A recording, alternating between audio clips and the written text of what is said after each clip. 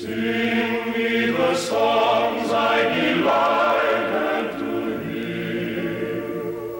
Long, long ago,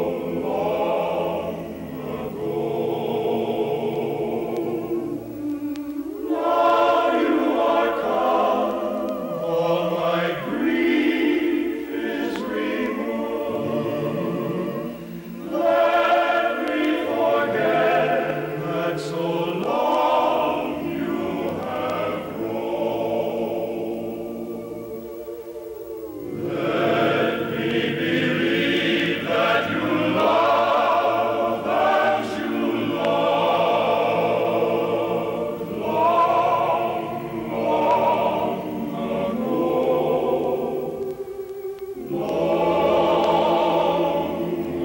ago.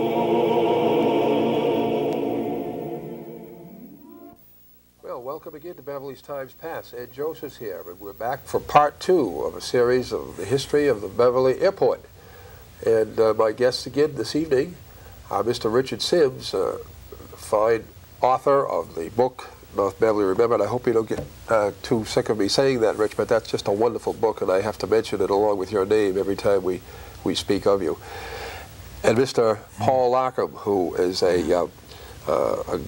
who has a great interest in the history of the Beverly Airport and has been collecting some fine material over the past many, many years. And all of this is stored at the Beverly Historical Society. All of the pictures that we've seen in Program 1 and we'll see in this program are in the files of the Beverly Historical Society. And we thought it would be a good idea, Rich, if we got them out, trotted them out a bit, and made them accessible to the viewing public to see what fine treasures we have down there at the Society. Right.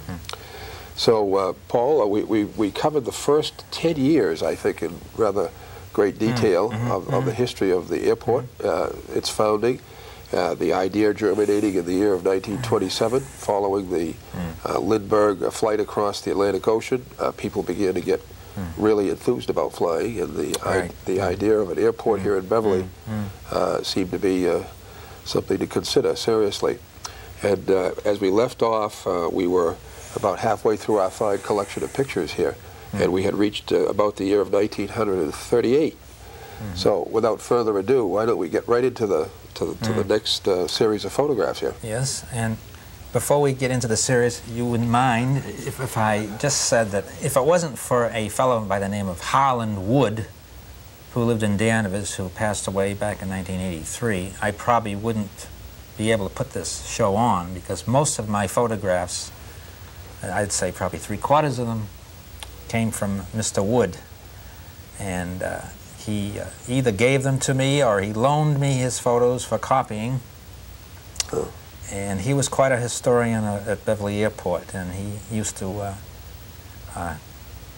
be what they call an airport bum. He'd be hanging around the airport a good part of his time. He was a fellow that had his problems. He couldn't hold a steady job most of his life, and so he took on the Beverly Airport as one of his hobbies. And, with camera in hand and yes. Making observances as the months and years went by. And in the 1930s, before he even knew about Beverly, he used to stop at the old East Boston Airport and get a lot of pictures there. He at that time lived down around the Roxbury area. And he mentioned about seeing Keystone patricians flying overhead, heading into New York and this and that. So he was quite an overall aviation historian. We should have more of those fellows, Rich, don't you think, that are around and take the time to preserve all of this wonderful There's material? always somebody. It seems like there's somebody in every field and in almost every area that takes it upon themselves for whatever reason. Pretty much the way you've taken to this taping of various historical things for Beverly's Times Past. There's always one person. We owe a lot to those people. The Benjamin Conants and so on and so forth. Right. Okay, Paul, what do we have first up? Well, we have a picture of Harold Morgenstern's Stinson Jr. Our last segment, we ended up showing another view of this same aircraft. I remember this very aircraft when I used to take trips to the airport back in the late 30s. It had a dark blue fuselage, as I recall, with white wings and white empennage, which is the tail section of the plane. And I even remembered the registration as NC927W, which can be seen on the tail of the aircraft. Now, Mr. Morgenstern, he was just an interested aviator of his day, or did he have any? Well, he was a member of the Aero Club. He was, okay. And an instructor there at the Aero Club. Yeah. Okay, let's go around to the next photograph here. What do we have here? Well, the next one shows Julius Goldman, who was also an instructor at the airport, and he became known for his management of the Muller Field in Revere after World War II. And also he ran Revere Aviation at the airport after Muller Field closed and the operation moved to Beverly back in 1961. Yeah. So getting back to the picture, Julius is shown in front of an Aranca Chief, which the club owned. At this time of December 26, 1991, as we're taping this, Mr. Goldman is still with us. Yes, yeah, yes. Still very much alive. Yes, And, I guess he's spending the winter in Florida right now. Okay. Now, the next photo is another view of the same Aranca Chief, showing the business end of it. I don't know, Rich. These still don't look safe enough for me to go up in. Everybody looked at those planes, you know, and of course, people that don't know any better call them all Piper Cubs. And they certainly aren't, you know. Yours truly included. Certain ones are, but they all look the same to people, and you get that, oh, well, you know, I wouldn't fly in one of those Piper Cubs. Yeah. It's like calling every refrigerator a Frigidaire or all tissues Kleenexes. It's a generic thing. But they all bounce, though, the same way when they hit the runway. Yeah, well, they're real light, and the wind, you know, does a number on them. Sure. They were light. They were canvas covered, most of them, wood framed or metal framed. Yeah. As I recall, I remember seeing flyers lifting the tails up themselves and just pushing the plane around like it was a model. Yeah, that's right. Okay. All set with this item. Okay. Yeah. Larry Thompson again. Now, we mentioned Larry Thompson back in the First last program. segment. Yep.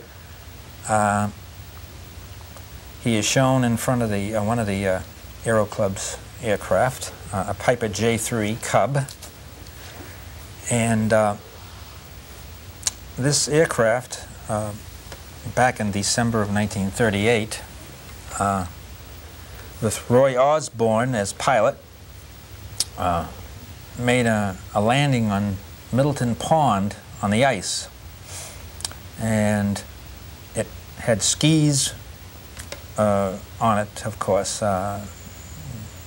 as it would operate in the winter. But that was not enough to hold it onto the ice, and it sank, and Mr. Osborne lost his life. And the plane was resurrected and disassembled and brought up to Price's garage on Route 1, where it was dried out and reconstructed and repaired and so forth. The plane was then hauled back over the road in sections back to Beverly Airport, where it was assembled, and then flown to Logan Airport, East Boston Airport at that time, for inspection, which it passed.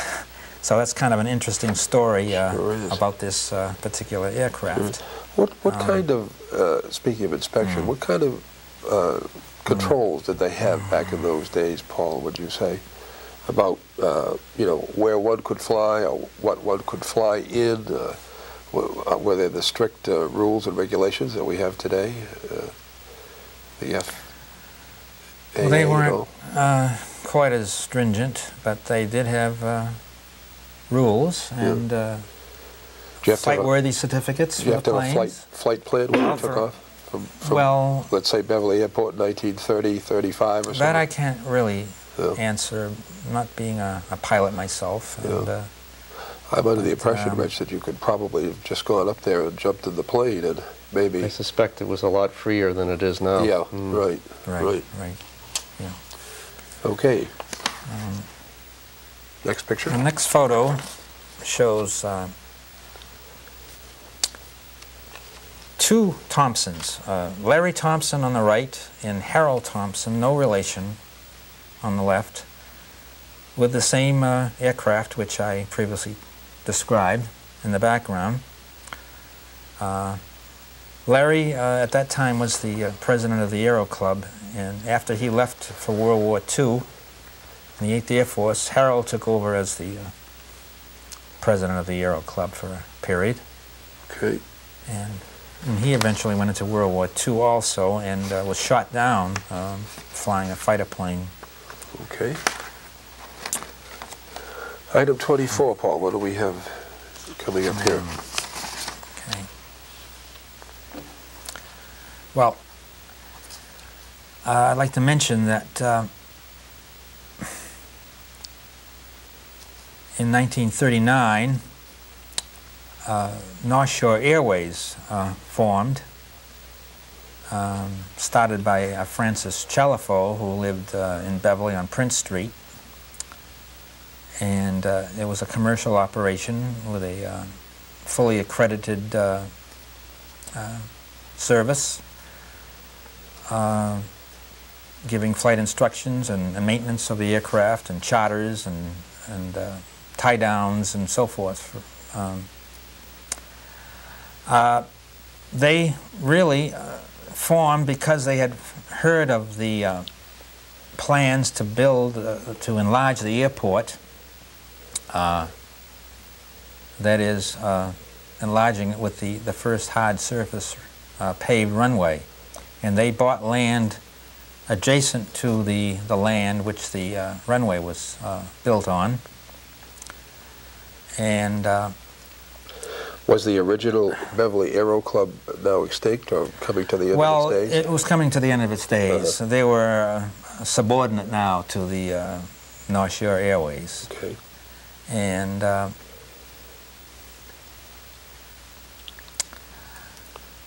about the time that they were forming, they decided that it would be best to have an airport manager overseeing the whole operation of the airport, because the airport was getting larger with more groups of people to oversee.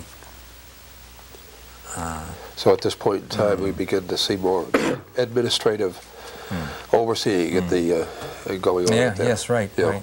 Yeah. Now the first manager was Wyman Rogers, who was appointed in November of 1940. Okay. And, were these city positions, I assume, tax money paid for this, where it was a municipal airport? So were these people like the airport commissioner today and that sort of thing, were they political appointments, or don't we know that? I would say they were appointments. They were not voted. I see. Sure. The next photo shows a photo of student pilots posed in front of a Piper Cub. They were involved in the CPT program, meaning the Civil Pilot Training Program, which the North Shore Airways conducted. Now, this was a program carried out throughout the country. When the country foresaw the world the way it was then, the winds of war were the winds of war was starting. Yeah.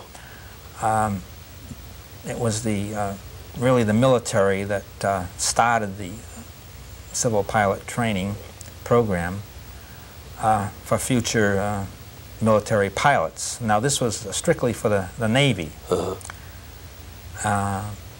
One of the pilots was a John Jorgensen, who lived in Beverly, who was involved in this program. As I said, this program was held at many airfields throughout the country, including Logan Airport. But with the expansion of the program, Logan couldn't deal with all the students involved. So Beverly received some of the students for We're not sure instruction. which one is John here. No, I John never picture. found out who John Jorgensen. This is a 1939 photograph that we're looking at. Yes. According to the, yes. to the notes. And, Okay. Now this is a very interesting photograph. I'm sorry. The next one, sort of an overall shot of a lineup of aircraft at Beverly back in 1940 during an air show, showing the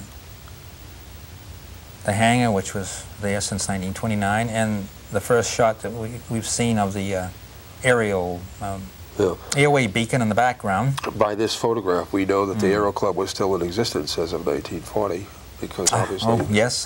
they're still alive and strong here. Yeah. Now,